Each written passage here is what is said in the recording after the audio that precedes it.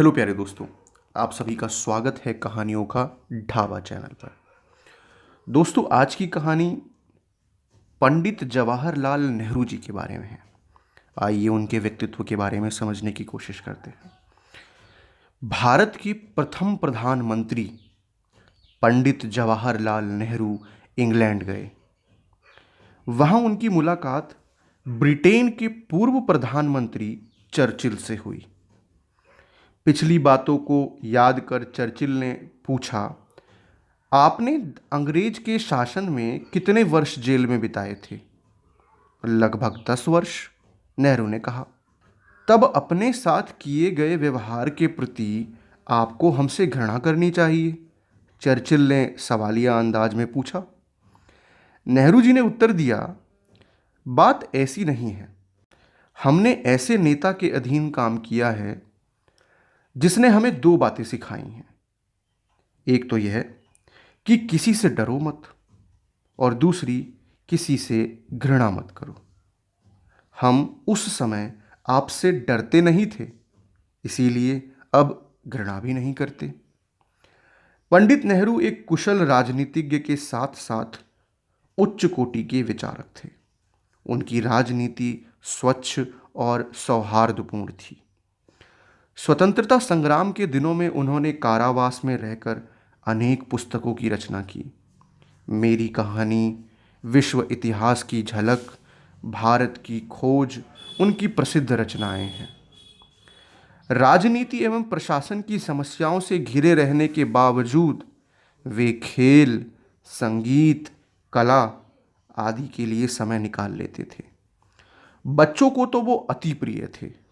आज भी वे बच्चों के बीच चाचा नेहरू के नाम से लोकप्रिय हैं।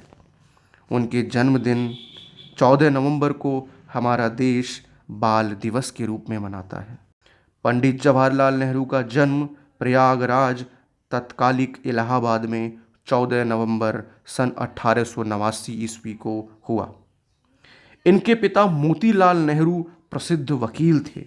माता स्वरूप रानी उदार विचारों वाली महिला थीं। नेहरू जी की आरंभिक शिक्षा घर पर ही हुई।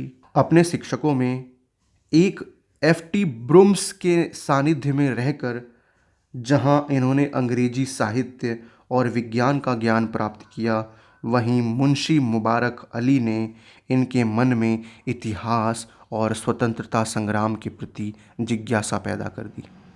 यही कारण है कि बचपन से ही उनके मन में दासता के प्रति विद्रोह की भावना भर उठी। उच्च शिक्षा प्राप्त करने के लिए नेहरू जी को विलायत भेजा गया। वहां रहकर उन्होंने अनेक विषयों की पुस्तकों का गहन अध्ययन किया। वकालत की शिक्षा पूरी करने के बाद वे भारत लौट आए और इलाहाबाद उच्च न्यायालय में वकालत करने लगे। वकालत में उनका मन न लगा। उनके मन में तो देश को स्वतंत्र कराने की इच्छा बलवती हो रही थी। इस समय उनकी भेंट महात्मा गांधी से हुई। इस मुलाकात ने उनकी जीवनधारा को ही बदल दिया। उस समय देश में जगह जगह अंग्रेजों का विरोध लोग अपने अपने तरीकों से कर रहे थे। सन 1919 में जलियांवाला बाग में अंग्रेज अफसर जनरल डायर द्वारा स्वतंत्रता सेनानियों की नृशंस हत्या की गई। इससे पूरे देश में क्रोध की ज्वाला धधक उठी।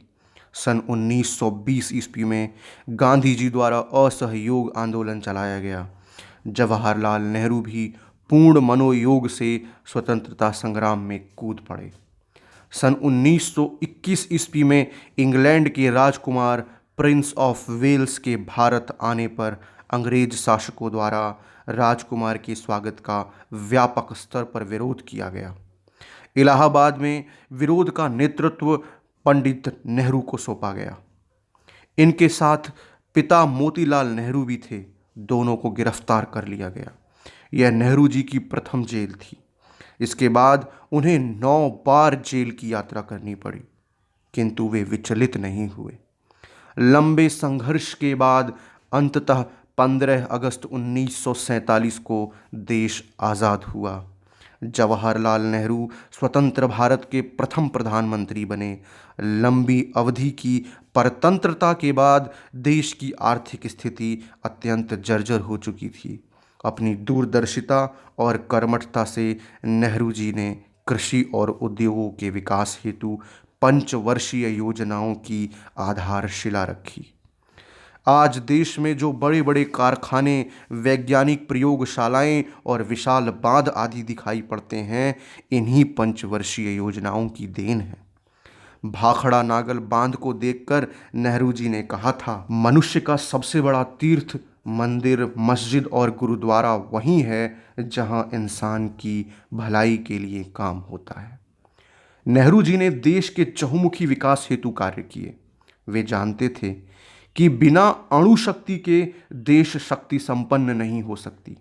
अतः उन्होंने परमाणु आयोग की स्थापना की। वे परमाणु ऊर्जा को सदैव विकास के कार्यों में लगाने के पक्षधर थे।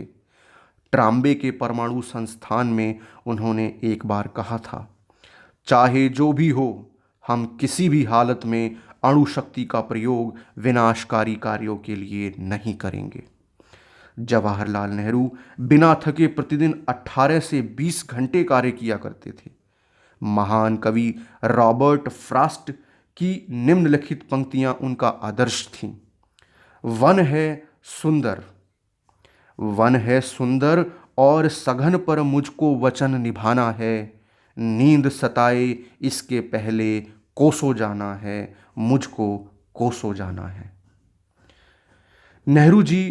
नेहरू जी ने अपने जीवन का प्रत्येक क्षण देश सेवा में लगाया। वे स्वतंत्रता संग्राम में देश के लिए लड़े और देश को विज्ञान और तकनीक के क्षेत्र में समर्थ बनाया। 75 वर्ष की आयु में 27 मई सन 1964 ईस्वी को अस्वस्थ होने के कारण उनका निधन हो गया। उन्होंने इच्छा व्यक्त की थी कि मृत्यु के बाद उनकी चिता की भस्म खेतों में बिखेर दी जाए। नेहरू जी की इस इच्छा का पूरा सम्मान किया गया।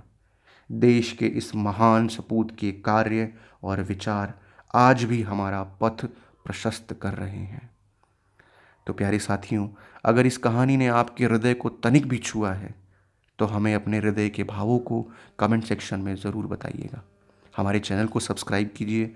हम आपके लिए इसी तरह शानदार वीडियोस सदैव लाते रहेंगे, शानदार कहानियाँ सदैव लाते रहेंगे।